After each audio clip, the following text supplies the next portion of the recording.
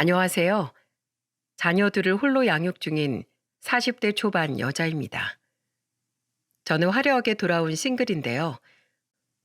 혼자서 둘이나 키우는 게 힘들긴 해도 지금이 더 살만하답니다.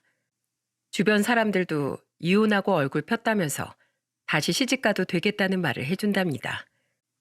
하지만 제 인생에 두 번 결혼은 없을 것 같아요. 일반적인 성격 차이로 했던 평범한 이혼이라면 저도 재혼에 대해 진지하게 생각해 봤을지도 모릅니다. 이쯤 되면 아이 둘을 데리고 이혼까지 불사한 이유가 궁금하시겠네요. 저도 처음엔 혼자서 아이들을 어떻게 키워야 할지 막막하긴 했어요. 하지만 엄마가 행복해야 아이들도 행복하게 크는 게 아니겠습니까? 한때는 검은 머리 팥불이 될 때까지 사랑한다는 맹세까지 했던 남편과 이런 결말을 보게 될 줄은 몰랐네요. 특히 저는 남편과 결혼할 때 결혼식이 거의 축제 같은 분위기였거든요.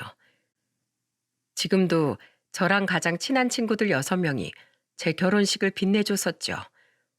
누구보다 즐거운 분위기 속에 결혼식을 올린 저는 정말 행복하게 살 거라고 생각했습니다. 저보다 연상이었던 남편과 저는 주변에서도 잘 어울린다는 말도 자주 들었어요. 그때 친구들이 제 결혼식을 축하해주면서 각종 이벤트도 많이 준비해줬었습니다. 한 친구는 직접 개사까지 해서 축가를 불러주기도 했답니다. 유독 글을 잘 쓰던 친구 혜미는 편지까지 써서 축사를 해줬었어요. 결혼식 때 축사를 듣고 저는 눈물도 펑펑 흘렸네요. 그때 친구가 읽어준 축사 내용 중에 절 울렸던 내용은 이런 내용이었습니다. 우리 6명 같은 교복을 입고 하하호호 웃던 시절이 엊그제 같은데 이제는 제각각 다른 옷을 입고 있네. 그래도 우리 마음은 늘 한결같을 거라고 생각해. 친구의 행복이 내 행복처럼 여겨지는 우리의 우정을 소중하게 지켜갔으면 좋겠다. 내 친구 조양이 이제는 친구 손이 아닌 남편과 손을 맞잡고 이 험한 세상 잘 살아가길 바랄게. 사랑한다 친구야. 친구의 축사를 듣고 저희끼리 눈물 콧물 얼마나 울었는지 모릅니다. 진심으로 서로의 행복을 빌어주는 좋은 친구들이죠. 제 결혼식이 끝나고 세월이 지나면서 하나 둘 시집을 가더군요. 그때마다 저희는 서로의 인생 2막을 축하해줬답니다. 저희끼리 워낙 돈독한 사이다 보니까 부부 동반으로 모임도 자주 갔었습니다. 저희 6명과 남편들의 아이들까지 정말 대인원이 모여서 즐거운 시간을 보냈답니다. 그때 저도 큰아들과 작은딸을 데리고 같이 펜션으로 놀러 갔어요. 아이를 키우고 있는 친구들은 서로 모여서 육아하면서 힘든 이야기를 늘어놨었고요. 이제 아이 낳고 유독 힘들어하던 친구가 힘들어하는 목소리로 한 소리를 하기 시작했죠. 나 요즘 이유식 시작해서 내 밥도 못 챙겨 먹어. 애 이유식 먹이고 주방 치우고 나면 또 이유식 할 시간이니까 내가 정말 돌아버리겠다. 한참 손 많이 가는 어린아기를 키우던 친구가 이런 하소연을 시작하면 이미 아이를 유치원쯤 키워놓은 친구가 한마디 거들면서 말했습니다. 야, 그거 금방이야. 나중에 눈 감고도 만들게 돼. 난 그때 직접 만들다가 그냥 사다 먹였잖아. 이러다가 내가 죽을까봐 못하겠더라고. 그리고 요즘은 이유식 전문 업체도 있어서 훨씬 편하고 그게 더 경제적이야. 너도 동네 한번 알아봐. 서로 육아 꿀팁을 나눠주면서 이야기가 끊이질 않았어요. 부부 동반 모임을 자주 하다 보니까 남편들끼리도 안면을 트고 서로 친해져 있던 상태였습니다. 아무래도 아내들끼리 친하게 지내다 보니 남편들도 금세 친해지더군요. 밤 11시쯤 되면 아이들도 모두 재우고 거실에 친구들과 남편들까지 둘러앉아서 술도 한 잔씩 했었답니다. 그렇게 모이면 서로 안부를 물으면서 이야기꽃을 피웠어요. 그때 저는 한 친구를 보면서 지난번에 다녀온 해외여행이 어땠는지 물었습니다. 야, 경은아, 너 지난번에 남편이랑 해외여행 다녀왔다고 하지 않았어? 어땠어? 너무 좋았지. 우리 괌 다녀왔는데 패키지로 가니까 너무 편하더라고. 이제 나이 들어서 그런지 여행 한번 가는 것도 직접 준비하기 힘들더라. 그래서 그냥 여행사 패키지로 갔다 왔어. 정말? 야, 오랜만에 푹 쉬고 왔겠네. 둘이 신혼 분위기 나는 것 같은데? 우리 원래 매일매일 신혼 같았어. 뭐야, 둘이 진짜 닭살이다. 친구들과 웃고 떠들다 보면 고등학교 시절 생각도 나고 참 즐거웠습니다. 그렇게 친구들과 웃고 떠들다 보면 시간 가는 줄도 몰랐답니다. 제가 부러워하는 듯 말하자 한 친구가 목소리를 높이면서 저한테 말하더군요. 양이 넌 남편 잘 나가는데 뭐가 그렇게 부러워? 일만 하지 말고 한번 놀러 갔다 오면 되지. 부부가 맞벌이하면 충분히 가겠다야. 돈만 벌면 뭐해? 시간이 없는데. 우리는 애들이 둘이라서 벌 수 있을 때 벌어야 해. 아파트 대출금 갚느라 허리가 휜다 휘어. 중견기업 영업팀에서 일하고 있던 남편은 누구보다 회사 일에 열정적이었어요. 그래서 회사에서 인정도 받고 유능한 직원으로 좋은 평가도 받았지만 일하느라 늘 바빴습니다. 친구의 말에 남편은 괜히 신경 쓰였는지 한마디 조심스럽게 하더군요. 제가 더 열심히 해서 양이 좀 쉬게 해줘야 하는데 제가 많이 부족해서 그래요. 시간 되면 저랑은 못 가더라도 친구들끼리라도 시간 맞춰서 다녀와. 애들은 내가 봐줄게. 정말이야? 당신 혼자서 애 둘을 볼 수 있겠어? 그럼 똥도 예쁜 내 새끼들 당연히 잘 볼 수 있지. 당신은 아무 걱정 말고 친구들이랑 좀 쉬다가 와. 난 정말 괜찮아. 남편이 저한테 해주는 말을 듣고 친구들은 부러움에 소리를 질렀습니다. 남편은 친구들 사이에서도 다정한 남편으로 통했어요. 그래서 부부 동반 모임 때 모이면 친구들이 자기들 남편을 보면서 장난스럽게 한마디를 하기도 했었네요. 당신은 양이 남편 좀 보고 느끼는 거 없어? 또 뭘 느껴? 이것 봐, 이것 봐. 우리 남편은 연애 때 빈말로도 하늘에서 별 따다 준다는 말도 해본 적이 없어. 그냥 말이라도 당신도 친구들이랑 좋은 시간 보내고 와. 이런 말도 못해?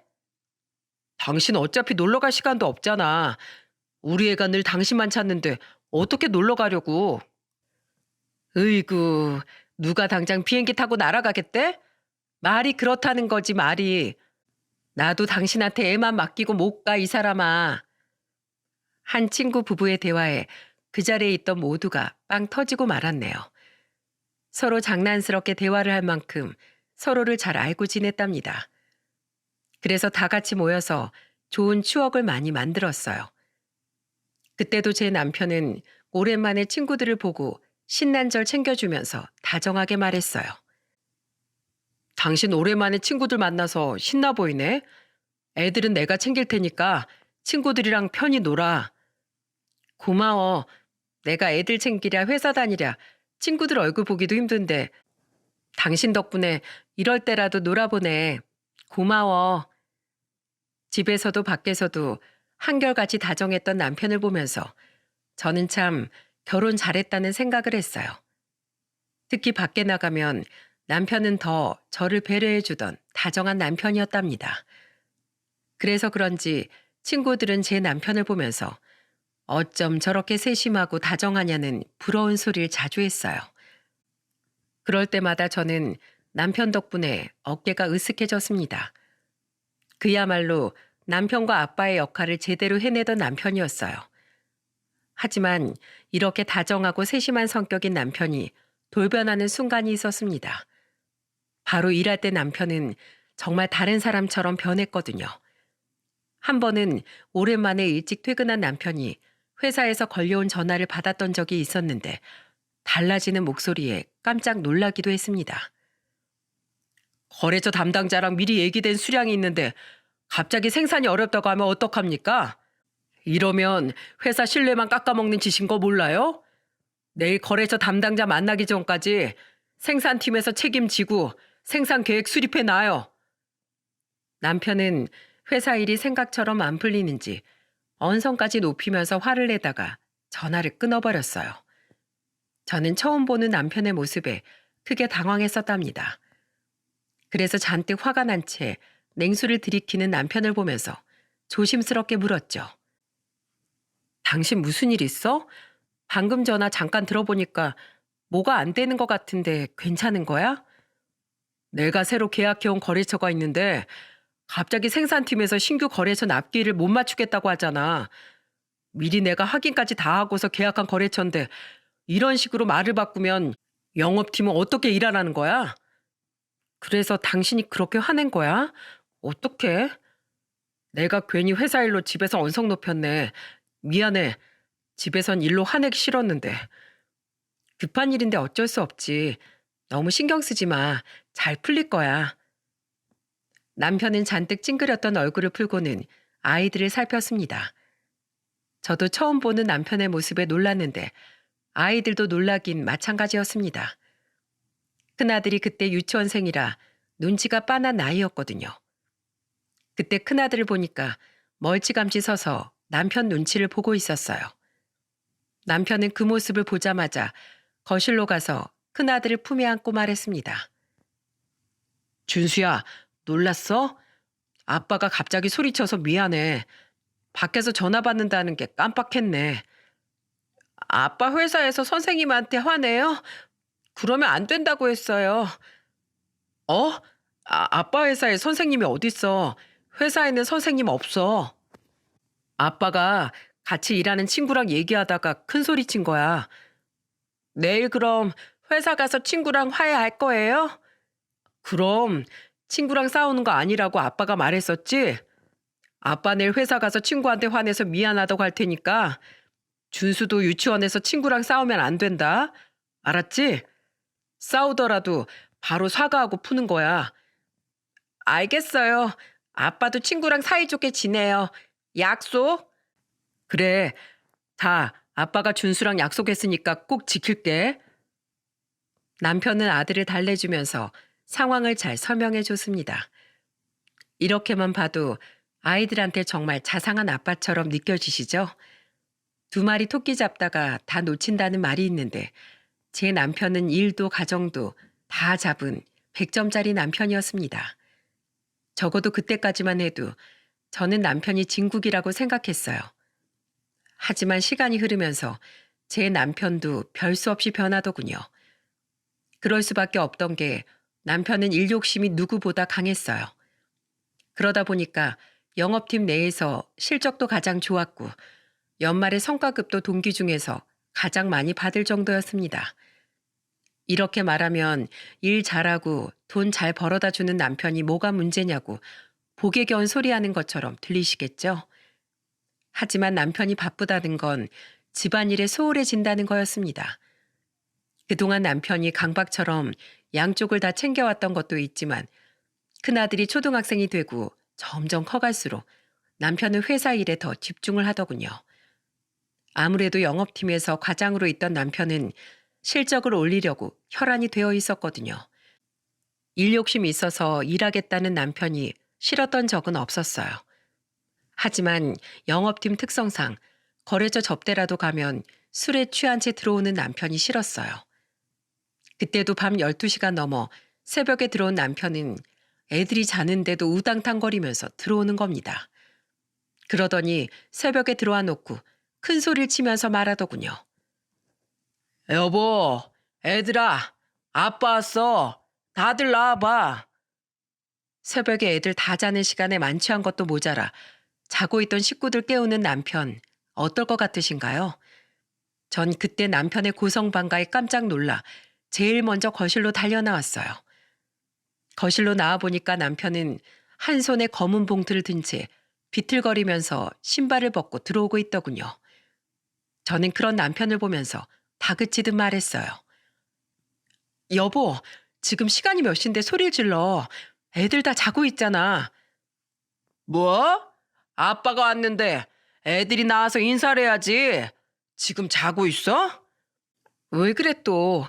화장실 가서 씻고 얼른 자. 빨리. 이건 놔. 애들 어딨어? 아빠가 왔으면 인사를 해야지. 내가 지들 가르치려고 뼈가 빠져라 이라는데 어딜 못 들은 척하고 잠을 자? 남편은 갑자기 황당한 소리를 하더니 큰아들의 방으로 향했어요. 저는 애들이 잠에서 깰까봐 술 취한 남편을 뜯어 말리려고 애를 썼지만 만취한 성인 남자를 저 혼자 감당할 수 있었겠습니까? 결국 남편은 아들 방문을 벌컥 열고 소리치면서 말했어요. 윤준수, 일어나. 아빠가 왔으면 일어나서 인사부터 해야지. 어디서 잠을 자고 있어? 당신 진짜 왜 그래? 왜 애들한테 술주정이야? 당신 집에서 애들 오냐 오냐 키우니까 아빠가 와도 인사할 줄도 모르잖아. 와, 그때 정말 제가 얼마나 진땀 뺐는 줄 아십니까? 남편이 고래고래 소리 지르니까 결국 잠에 들었던 아들이 눈을 비비면서 일어나더군요. 그러자 남편은 잠에서 깬 아들을 보면서 다그치듯 말했습니다. 너 아빠가 그렇게 가르쳤어? 아빠가 아직 집에 안 왔는데 누가 자? 엄마가 잘 시간이라고 해서 잤어요. 아빠 죄송해요. 넌 사내 놈이 엄마 말이면 다 듣는 거야? 넌 입도 없어? 빨리 아빠한테 인사해. 아빠, 안녕히 다녀오셨어요? 아주 한 번만 더 그래봐. 버르장머리를 뜯어 고쳐놓을 거야. 알겠어? 너 앞으로 아빠 집에 오면 자. 술에 취해서 괜한 억지를 부리는 남편을 보고 정말 기가 막혔습니다. 저는 너무 어이가 없어서 남편 등을 때리면서 말했어요. 당신 미쳤어? 지금 시간이 몇 시인데 자는 애를 깨워서 엉뚱한 소리 하는 거야. 당장 나와. 가서 씻고 당신이야말로 잠이나 자. 당신이 이러니까 애들이 아빠 얘기를 우습게 알잖아. 난 생활비도 꼬박꼬박 주는데 왜 집에서 이런 대접을 받아야 하는데? 누가 당신을 무시했다고 그래. 당신이야말로 이러는 거 행패 부리는 거야. 왜 새벽에 들어와서 자는 가족들한테 분풀이야. 저는 잔뜩 겁을 먹고 소리도 없이 눈물만 뚝뚝 흘리는 아들을 보자 눈이 돌았어요. 그래서 술주정을 하면서 당당하게 서 있는 남편을 안간 힘을 써서 거실로 끌어냈습니다. 그리고 남편을 보고 단호하게 말했어요. 당신 미쳤어? 돈은 당신만 벌어? 나도 벌어오잖아. 뭐가 그렇게 억울한데. 지금 시간을 봐. 이 시간에 들어오는 당신은 뭘 잘했다고 큰 소리냐고. 술 깰 때까지 복도 있고 싶어? 난 서운해서 그랬지. 일하는 것도 힘든데 이런 내 힘듦을 아무도 몰라주니까 억울해서 그랬다고.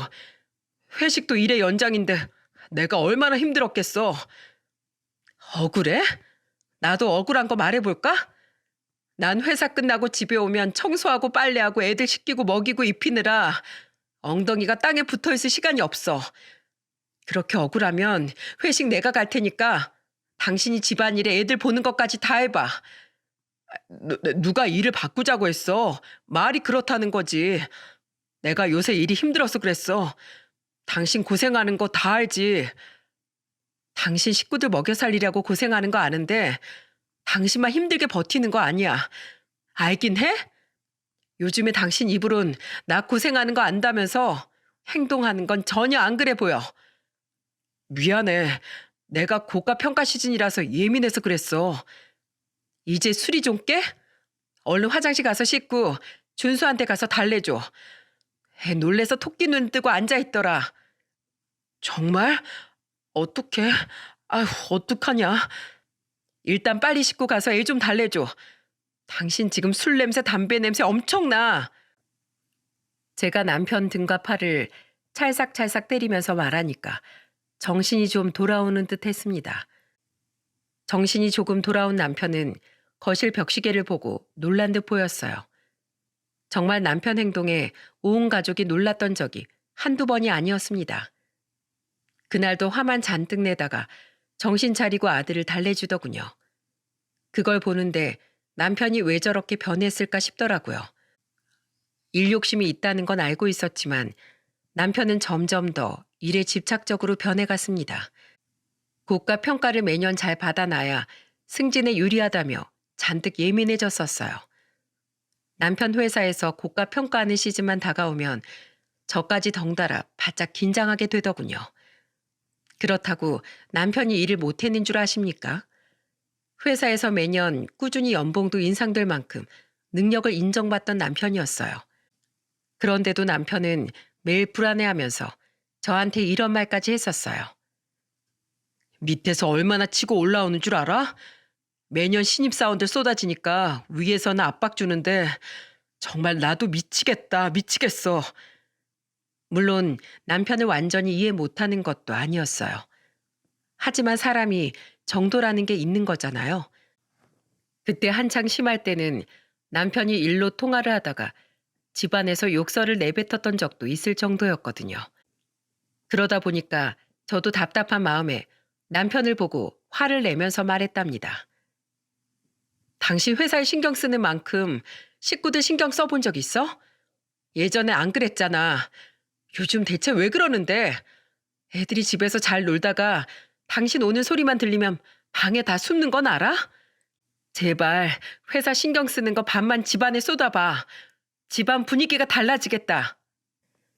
정말 오죽하면 남편한테 제가 이런 소리를 했겠습니까? 어지간하면 저도 집에서 바가지 긁는 아내는 피하고 싶었어요. 그런데도 남편의 아나무인적인 태도에 저도 어쩔 수 없이 바가지 긁는 소리를 하게 되더군요. 하지만 남편은 좀처럼 달라질 기미가 보이지 않았고 오히려 큰아들이 11살, 작은 딸이 9살이 될 무렵까지도 남편은 집안에서 거의 독불장군이었습니다.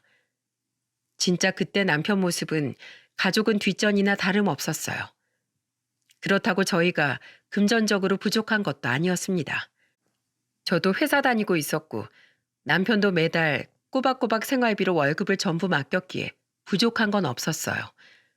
남편이 회사에서 일하다 보니까 욕심이 생기면서 승진에 눈이 멀었던 거죠.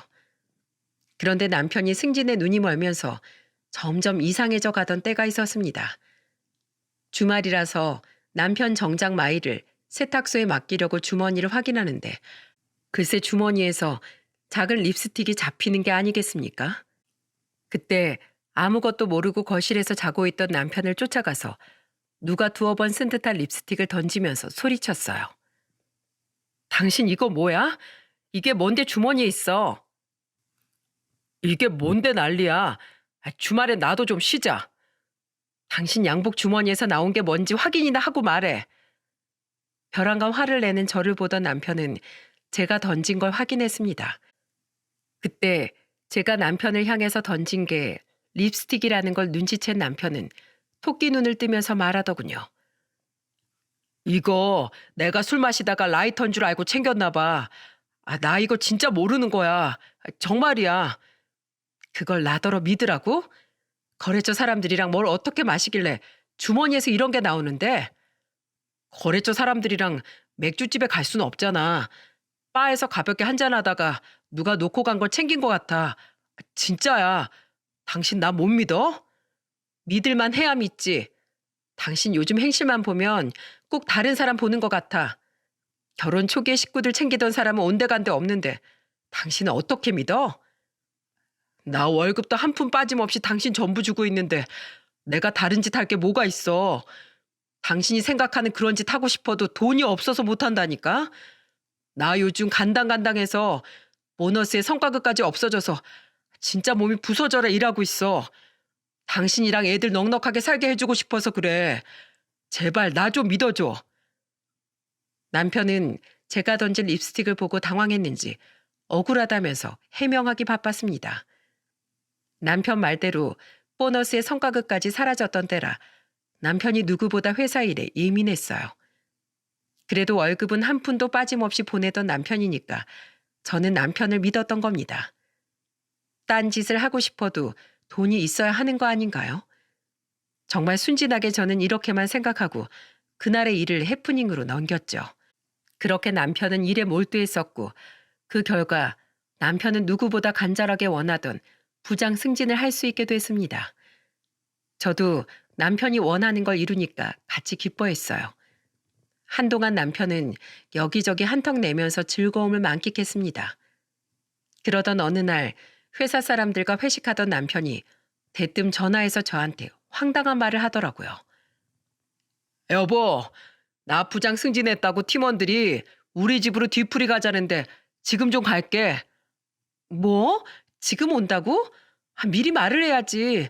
집에 아무것도 없는데 뭘 먹겠다는 거야. 에이, 괜찮아. 우리 이미 밖에서 많이 먹었으니까 그냥 마른 안주 몇 개만 꺼내놔. 그럼 나 지금 술 사서 회사 사람들이랑 같이 갈게. 집에 아무것도 없는데 대뜸 회사 사람들 우르르 끌고 집에 온다는 남편의 전화에 저는 발등에 불이 떨어진 기분이었습니다. 주부들이라면 제가 얼마나 당황스러웠을지 공감하시죠? 냉장고를 열어서 간단하게 오뎅탕을 끓이고 남편이 말한 마른 안주를 직접 사서 준비했어요. 그리고 곧 들어온 남편 손에 있던 술을 보고 저는 깜짝 놀랐습니다. 팀원들이랑 한 5명이 같이 왔었는데 딱 봐도 말단 직원으로 보이는 직원이 술을 박스째로 들고 있는 거예요. 깜짝 놀란 저를 보면서 남편은 제 속도 모르고 신이 나서 말하더군요. 여보, 나왔어. 술 넉넉히 사왔으니까 걱정하지 마. 우리 치킨 시켜서 알아서 먹을게. 재수 씨, 저희 와서 싫으신 거 아니죠? 축하해 주려고 온 거니까 너무 그러지 마세요.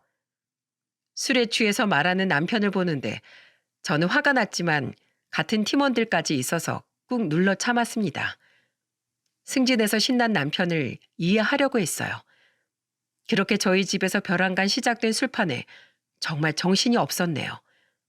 그래도 남편 회사 사람들이니까 부족한 건 없는지 챙겨주려고 유심히 보게 됐습니다. 그런데 5명쯤 온 팀원 중에 말단 직원으로 보이는 한 남자 직원이 제대로 어울리지 못하고 술만 마시고 있는 겁니다. 저는 서로 나이 차가 있다 보니까 못 어울리는 줄 알았어요. 그러다 잠시 뒤 다른 직원들과 남편이 담배를 피고 오겠다면서 자리에서 일어나더니 말단 직원만 남겨두고 전부 나가더군요. 그 직원들이 나가니까 집안이 좀 조용해졌어요. 저는 조심스럽게 혼자 남은 직원한테 가서 물었습니다. 안주 부족하진 않아요? 뭘 좀 해줄까요? 아닙니다. 저는 괜찮습니다, 사모님. 사실 저 꼭 드릴 말씀이 있어서 온 거예요. 네? 저한테 무슨 할 말이 있으시길래 그렇게 비장해요?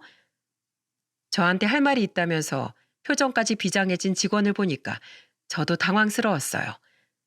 제가 의아한 표정으로 쳐다보자 그 남자 직원은 주머니에서 쪽지 하나를 꺼내더니 저한테 그 쪽지를 건네면서 말하더군요. 사모님, 제 얘기 잘 들으세요.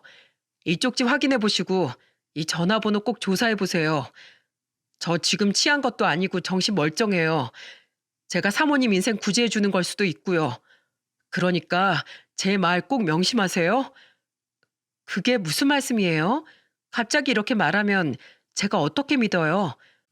지금 시간이 없어요. 이거 쪽지 꼭 간직하세요. 분명 저한테 감사하다고 꼭 그러실 겁니다. 그리고 꼭 부장님 뒷조사 해보세요. 꼭이요. 뜬금없이 알 수 없는 말을 내뱉는 남자 직원을 보고 저는 황당했습니다. 뭘 더 물어보고 싶었는데 그때 마침 담배를 피고 돌아온 남편과 다른 직원들 때문에 더 물어볼 수가 없었죠. 잠시 조용했던 집안이 다시 시끌벅적해졌어요.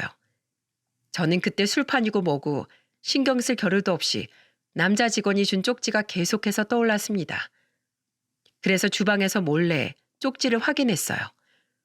그 종이에는 번호가 2개 적혀 있었는데 남자 직원의 번호와 제가 조사해 봐야 될 번호가 적혀 있더군요. 그 번호가 제 머리를 떠나질 않았어요. 그렇게 저한테 큰 의문만 남긴 술자리가 끝나고 저는 밤잠까지 설치고 쪽지에 있던 번호만 떠올랐습니다. 제 폰에 저장된 번호도 아니었어요. 그래서 저는 다음 날 공중전화를 찾아서 그 번호로 전화를 걸어보기로 결심했습니다. 제 번호는 노출하고 싶지 않아 길가에 있던 공중전화를 찾아갔죠. 떨리는 손으로 번호를 누르자 신호음이 가더군요. 그리고 곧 전화를 받은 낯선 목소리에 저는 심장이 툭 내려앉는 기분이었습니다. 여보세요? 누구시죠? 그 번호의 주인은 낯선 여자였어요. 심지어 목소리만 들어도 젊은 여자 목소리 같았습니다. 그때 저는 혹시 그 남자 직원이 저한테 남편이 외도하고 있다는 걸 알리려고 했다는 걸 직감했습니다. 너무 당황한 저는 뭐라 말도 못하고 바로 전화를 끊어버렸습니다. 그리고 그때부터 남편 뒤를 파기 시작했어요. 가만 생각해 보니까 그때 남편 옷에서 나온 립스틱도 의심스럽더군요. 그때는 남편이 외도를 할 거라고 상상도 못했습니다. 그 전날 과음한 남편은 아침까지 술이 안 깬 것 같다면서 마침 집에 차도 두고 갔던 날이었어요. 그래서 남편 차에 있던 블랙박스를 돌려보기 시작했습니다. 그런데 그 블랙박스에 뭐가 찍혀 있는 줄 아십니까? 저는 그 작은 블랙박스에 막장 드라마의 한 장면처럼 찍힌 영상들을 보고 경악했어요. 남편이 딱 봐도 어려 보이는 아가씨랑 팔짱을 끼고 연인처럼 다정하게 차로 걸어오는 모습이 찍혀 있던 겁니다. 심지어 차에 타고 나서 둘이 나눈 대화는 정말 충격적이었어요. 오빠, 오늘 집에 갈 거야? 오늘은 가야지. 와이프가 요즘 늦게 온다고 난리치니까 당분간은 눈치 좀 봐야 할 것 같아. 다음 주에 애들 데리고 친정 간다니까 그때 은미 집으로 갈게. 진짜? 그럼 우리 그때 맛있는 거 해 먹자. 오빠 와이프는 요리도 못한다면서 내가 실력 발휘 좀 해볼게. 얼굴도 예쁘고 요리도 잘하고 대체 못하는 게 뭐야? 내가 널 먼저 만났으면 너랑 결혼했을 거야. 애들 때문에 살고 있지. 애들만 없었어도 당장 이혼했을 거야. 둘이서 아주 다정하게 저를 욕하고 있던 겁니다. 그동안 제가 알던 남편이 아닌 것 같았어요. 블랙박스를 한참 보니까 그 여자는 바에서 일하는 것 같았습니다. 둘이 자주 드나드는 바가 딱 보였거든요. 그리고 그날 저녁 저는 엄청난 사실을 숨긴 채 남편이 핸드폰 패턴을 푸는 걸 유심히 지켜봤습니다. 남편이 패턴 누른 걸 유심히 지켜보고 남편 잘 때 패턴을 풀어서 보려던 작전이었죠. 그런데 의외로 패턴은 간단하더군요. 이 바보 같은 유형은 패턴이 그냥 기획자였습니다. 지문 불편하다고 패턴으로 하더니 참 단순한 사람이었어요. 그날 남편이 잠들기만을 기다렸고 잠든 걸 확인한 저는 남편 휴대폰 잠금을 풀고 메시지를 확인하기 시작했습니다. 그런데 정말 그 안에는 상상 초월하는 문자들이 있더군요. 김은미라고 저장된 여자와 낯뜨거운 문자들을 주고받고 있던 겁니다. 손이 덜덜 떨릴 만큼 충격적이었지만 저는 우선 그 문자 내용들을 전부 캡처해서 제 핸드폰으로 보냈어요. 낮에 미리 블랙박스 영상도 전부 컴퓨터에 옮겨둔 상태였거든요. 아무것도 모르는 남편을 보면서 저는 몰래 복수를 계획했어요. 저는 우선 저한테 쪽지를 준 남자 직원한테 연락을 해서 약속을 잡고 만났습니다. 그리고 저는 진지한 목소리로 그 직원한테 물었어요. 이걸 왜 저한테 알려준 거예요? 이러는 이유가 있을 거 아니에요. 저 그동안 부장님한테 쌓인 거 많은 사람이에요. 누가 봐도 파렴치한 부장님한테 지금 복수하는 겁니다. 아주 악질 중에 악질이에요. 부장님 때문에 퇴사한 사람이 얼마나 많은 줄 아세요? 뭐라고요? 부장님 승진하려고 물불 안 가리던 사람이에요. 워낙 실적 좋은 직원이라 회사에서도 힘이 세요. 그래서 부하 직원들이 영업 실적이 저조하거나 말을 안 듣거나 문제를 일으키면 가만두고 보지도 않았어요. 화를 내면서 발로 정강이를 차고 폭언까지 마구 일삼던 사람이에요. 심지어 주말에 집에서 쉬고 있는 사람 불러내서 대리운전 시킨 적도 있어요. 그뿐인 줄 아세요? 저 부장님 술값으로 138만 원 냈던 적도 있어요. 근데 제가 결제한 술집이 부장님 상간녀가 사장으로 있던 술집이었어요. 거기 직원이 아니고 사장이라고요? 젊은 여자 같았는데 뭘 잘못 알고 있는 거 아니에요? 놀라지 마세요. 그 술집 부장님이 그 여자한테 차려준 거예요. 제가 술 취한 부장님 데리러 갔다가 정확히 들었어요. 그동안 집에는 월급 400만 딱 주고 나머지 상여금 성과급 전부 그 여자한테 썼다니까요. 남편이 월급을 빼돌리고 있었다는 말에 저는 어안이 벙벙했어요. 알고 보니까 남편은 그동안 월급이 600에서 700만 원 정도 됐는데 저한테는 400만 원만 보냈던 겁니다. 심지어 상여금의 성과금이 경영 악화로 안 준다고 하더니 그 돈은 전부 빼돌리고 있었던 거예요. 이걸 옆에서 그냥 두고 보다가 이제 악에 받쳐서 저한테 알려준 직원한테도 황당해서 소리쳤습니다. 그렇게 억울했으면 회사에 신고하면 됐잖아요. 왜 저한테 이러는 건데요? 부장님이 맨날 저한테 했던 말이 자기 말만 잘 들으면 승진시켜 준다는 말이었어요. 나만 따라오면 앞이 창창하다고 하더니 자기 밥그릇만 챙기는데 제가 가만히 있게 생겼어요? 일단 알겠어요. 나머진 내가 알아서 할 테니까 기다려요. 저는 그렇게 그 직원과 짧은 대화를 끝내고 곧장 뒷조사를 시작했습니다. 그때 변호사 사무실에서 직원으로 일하고 있던 친구한테 울면서 전화했어요. 미경아, 너 지금 뭐해? 나 일하지. 너 뭐야? 지금 울어? 나 어떡해? 남편이 있잖아. 친구는 제 말에 놀라서 캐물었고 저는 그동안 보고 들은 걸 전부 다 털어놨습니다. 그러자 친구는 화를 내면서 소리쳤어요. 뭐? 지금 그게 진짜야? 야, 조양이, 너 정신 차려. 이제부터 증거 싸움이야. 내가 흥신소라도 알아볼 테니까 넌 네가 모은 증거 잘 챙겨놔. 단호한 친구의 말에 저는 눈물을 닦고 다시 한번 마음을 다잡았습니다. 그때 친구와 같이 남편 뒤를 털어보니까 정말 가관이더군요. 그동안 비자금까지 만들어서 상간녀 오피스텔에다가 밥까지 전부 직접 다 얻어준 겁니다. 이게 지금 믿어지십니까? 저는 남편이 그동안 일에 미쳐있는 줄 알았는데 그냥 여자한테 미쳐있던 거였어요. 심지어 서로 만난 기간도 1년이 넘었더군요. 그동안 아무것도 모르는 저를 보고 얼마나 재미를 봤을지 배신감이 느껴졌습니다. 그때 친한 친구들이 전부 남편 놈의 외도를 알게 됐고 다 같이 복수를 하자면서 뭉치게 됐어요. 그리고 친구들과 친구들의 남편까지 합세해서 상간녀가 있던 바로 향했습니다. 자리를 잡고 저는 상간녀를 보면서 술부터 주문했죠. 여기 로얄 살루트 3병만 주세요. 어머, 오늘 좋은 일 있으신가 봐요. 고급 술을 드시네요. 네, 아주 기쁜 날이니까 빨리 깔아주세요. 아무것도 모르고 비싼 술을 주문하니까 헬렐레한 표정으로 상간녀가 얼마나 좋아했는지 모릅니다. 사실 저는 술을 잘 마시는 편이 아니었어요. 그래서 친구들과 갔던 것도 있었죠. 고급진 술이 나오고 친구들과 남편들까지 한 잔씩 마시기도 하고 몰래 얼음통에 버리기도 했답니다. 그리고 저는 계속해서 술을 시켰어요. 그런데 갑자기 걱정 가득한 목소리로 상간녀가 저한테 와서 이런 말을 하더군요. 손님, 지금 로얄 살루트가 다 나갔어요. 그리고 지금까지 마신 것도 비용이 좀 많이 나올 텐데 괜찮으시겠어요? 저희 돈 많아요. 걱정하지 마세요.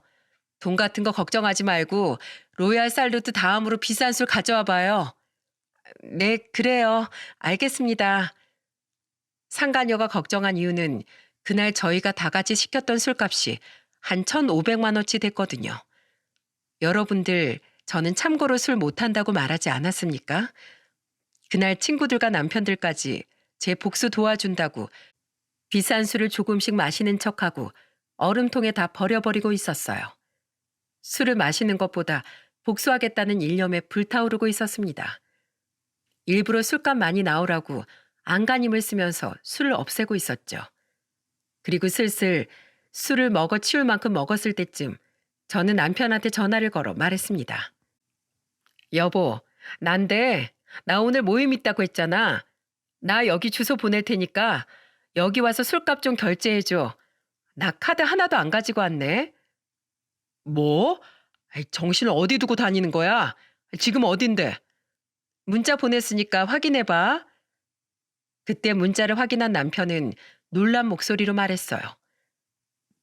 당신, 거기 어떻게 간 거야? 거기 금액도 비싼데 왜 거길 갔어? 왜? 내가 뭐 못 올 곳이라도 왔어? 부장 사모가 이 정도도 못 마셔? 됐고, 와서 술값이나 결제해. 저는 단호한 목소리로 말하고 전화를 끊어버렸습니다. 놀란 남편의 목소리를 들으니까 당황한 것 같았습니다. 그리고 곧 도착한 남편과 상간녀, 그리고 저까지 삼자 대면이 이루어지는 순간이었어요. 잔뜩 긴장한 표정으로 남편이 상간녀한테 계산서를 받아들었습니다. 그리고 금액을 확인한 남편은 놀란 목소리로 절 보고 말했어요. 뭘 마셨길래 1,500만 원이 나온 거야? 당신 미쳤어? 당신은 술도 못 마시잖아. 맞아. 나 술 못 마셔서 다 버렸어. 뭐? 버렸다고? 그래, 버렸다고 이 양아치 새끼야. 지금 당신 나한테 뭐라고 한 거야? 양아치? 뭘 그렇게 벌벌 떨어? 여기 어차피 네가 전현한테 차려준 가게잖아. 내가 모르고 왔을 것 같아? 당신, 그게 무슨 소리야? 그걸 어떻게 알았어? 제 말에 놀란 남편은 들고 있던 계산서를 바닥에 떨어뜨렸어요. 그걸 보니까 참 한심하더군요. 그때 그 모습을 지켜보던 친구들이 나서면서 말했습니다. 석준 씨, 오랜만이에요? 아이고, 저 어린 년하고 바람난 거예요? 내 친구가 부장 달게 해주려고 그동안 현모양처처럼 내조한 공도 모르고 이런 뒤통수를 치신 거예요? 전현이랑? 오늘 저희가 제대로 내 친구 복수하려고 모였는데 이거 몸 좀 풀어야겠네. 그게 아니라 잠깐만요. 뭘 잠깐이야. 얘들아, 시작하자. 친구들은 소리를 지르면서 구석에 하얗게 질린 얼굴로 숨어있던 상간녀의 머리채를 잡고 끌고 다니기 시작했어요. 그리고 다른 친구들은 가게 테이블을 뒤엎고 완전 쑥대밭을 만들기 시작한 겁니다. 제대로 참교육을 시작한 친구들은 미리 봐둔 CCTV가 없던 주방 쪽으로 가서 상간녀의 머리채를 잡고 흔들었습니다. 이거 놓으세요. 아! 네가 내 친구 눈에서 피눈물 나게 만들어? 가정 있는 남자를 건들 거면 이 정도 각오는 했어야지. 그렇게 5분 정도 주방에서 응징을 당하던 상간녀는 머리가 아주 산발이 된 채 홀로 나왔습니다.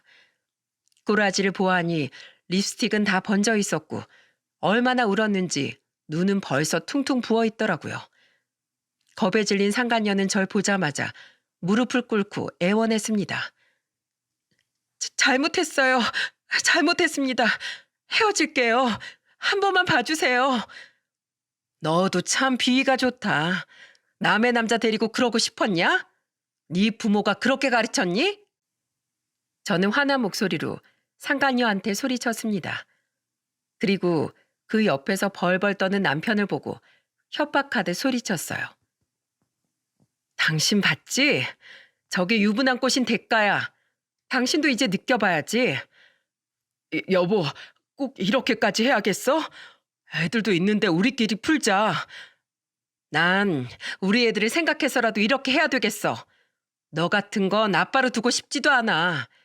그리고 네 복수는 내일 회사 가보면 알 거야. 내가 얼마나 많은 걸 준비했나. 내일 가서 두 눈으로 꼭 봐. 여보, 제발. 나 힘들게 승진한 거 잘 알잖아. 웃기고 있네. 여자한테 미쳐 있었으면서 무슨. 이 더러운 손 치워. 개뜸 제 팔을 잡는 남편을 저는 냅다 밀어버렸습니다. 그리고 저는 친구들과 하이파이브를 하면서 술집을 나와버렸죠. 저는 다음날 회사로 가서 남편의 비리가 담긴 자료를 전부 보여줬어요. 남편의 불륜과 그동안 회사 부하 직원들을 괴롭혀 오던 걸 회사에 전부 고발한 겁니다. 남자 직원의 도움으로 회사에서 저질렀던 남편의 만행까지 전부 회사에 넘길 수 있었어요. 그랬더니 정말로 아무리 실적이 좋아도 요즘 같은 시대에 그냥 넘어갈 수 있었겠습니까? 증거가 너무 구체적이라서 회사에서 남편을 조사하기 시작한 겁니다. 심지어 퇴직한 그 직원들까지 일일이 다 전화해 남편의 비리와 갑질을 다 조사하고 있었어요. 그렇게 한참을 조사하던 회사 측에서는 모든 게 다 사실로 증명되면서 결국 남편을 해고하더군요. 결국 해고 통보를 받은 남편은 저를 원망하면서 말했습니다. 여보, 내가 그동안 부장 달려고 얼마나 노력했는지 알면서 이렇게까지 해야겠어? 이제 우리 뭐 먹고 살 거야? 우리? 우리 같은 소리 하고 있네. 누가 우리야? 이제 너랑 난 남남이야. 네가 바람핀 그 순간부터 남남이었어. 그러니까 평소에 좀 잘 살지. 오죽했으면 부하 직원이 제발 복수 좀 해달라고 나한테 부탁했겠냐? 내가 알아보니까 그동안 야금야금 집안 재산 빼돌려서 상간녀랑 잘 붙어 먹었더라. 난 법적으로 다 시시비비 가릴 거니까 딱 기다려. 너 아직 안 끝났어. 내가 아주 오장육부까지 다 털어줄 거야. 넌 조강지져 버린 대가가 얼마나 큰지 한번 제대로 당해봐. 그래, 이참에 갈라서 진짜 지긋지긋하다. 남편 놈은 믿는 구석이라도 있는지 되려 저한테 화를 내더라고요. 결국 남편은 직원들한테 손가락질까지 받으면서 회사를 떠나야 될 처지였습니다. 회사에 짐을 싸러 간 날 그 남자 직원이 남편한테 어떻게 했는 줄 아십니까? 야, 윤석준, 이거나 받아라! 하면서 정수기에 물을 받아 남편 얼굴에 시원하게 뿌려버렸대요. 저도 몰랐는데 남자 직원이 전화해서 말해줬어요. 그랬더니 남편 놈이 끝까지 뻔뻔하게 소리치면서 말했다고 하더군요. 너 지금 부장한테 무슨 뭔 짓거리야? 부장 주호하고 계시네. 회사에서 잘린 주제. 앞으로 인생 똑바로 살아. 알았어? 그동안 내가 너한테 지불했던 뭐 술값 노동비 다 청구할 거니까 돈이나 준비해둬라. 그러면서 저한테 자기가 인생 살면서 이렇게 시원한 적이 없었다고 말했어요. 오히려 저한테 고맙다고 말하려고 전화했다고 하더군요. 그 후 저도 남편 놈한테 위자료와 재산 분할 그리고 양육권까지 전부 소송을 통해서 되찾았답니다. 그리고 상간녀한테도 위자료 소송을 걸어 제대로 복수했죠. 그리고 지금은 어떻게 됐는 줄 아십니까? 남편 놈 백수되니까 그 상간녀도 결국 남편을 버리더군요. 그런 여자들 뻔한 거 아닌가요? 돈 있을 때야 그런 여자들이 붙어있지 빈털털이 된 남편에게 붙어있을 리가 없었어요. 그랬더니 지 버림받았다고 저한테 울면서 전화까지 했답니다. 여보, 나 그 여자한테 당했어.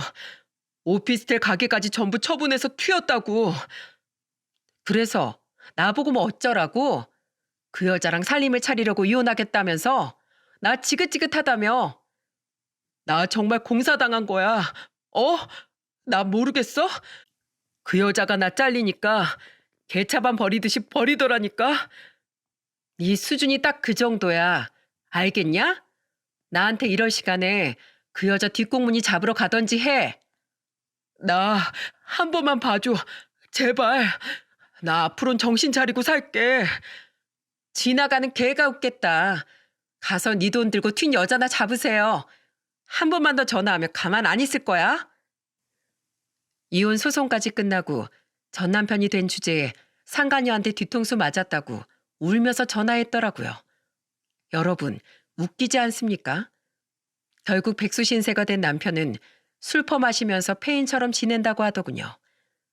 지금 이혼이 확정되고 2달밖에 안 지나서 그런지 속이 다 시원하네요. 앞으로 인생 어떻게 살지 모르겠지만 애들을 생각해서라도 제발 인간답게 살길 바랄 뿐이에요. 남편하고 지낸 10년 넘는 결혼 생활 동안 희노애락이 있었지만 이런 허망한 결말일진 몰랐습니다.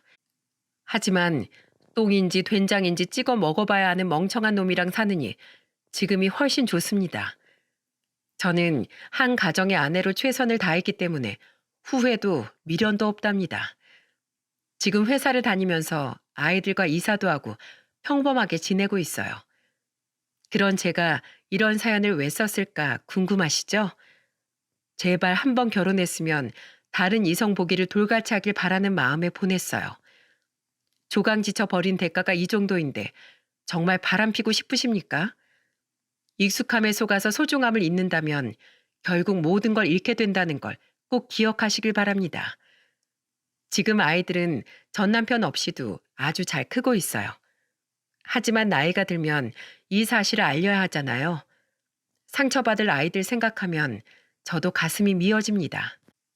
그러니까 부모라면 가정을 최우선으로 생각하고 살길 바라겠습니다.